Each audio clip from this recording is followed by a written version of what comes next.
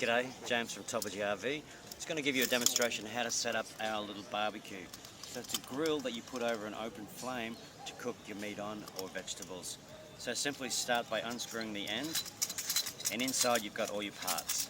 So all the parts, just put the end down, you get all your parts. So you get the two sides, and you get all your poles. So there's 4 legs. First thing you do is you find your 4 legs. These are the 4 legs. And what you want to look for in here is that bar. That bar tells you that's where the leg goes. So we screw it into that bar there.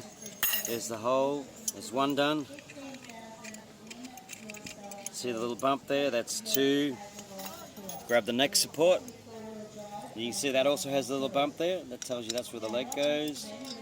Oops.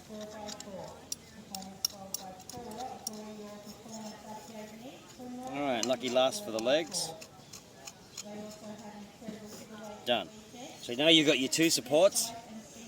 What we're going to do now is we're going to put the arm in between the 2. So you get your little side and your big side, and you get 2 of these guys that have got the thread on the bump. So see that little bump there? Feed that through. Feed that through until you get to there. Just give it like 2 or 3 turns to get the thread biting. Go in through here, through there, 2 or 3 little turns, just so the thread's holding on. Then she'll just let that drop down. Okay, so once you get to there, you put it down on the ground and grab all your arms. Easiest way to do this now, simply put 1 arm in. And this is for the grilling part of it. These are stainless steel. The rest of the barbecue is made out of a nice little alloy.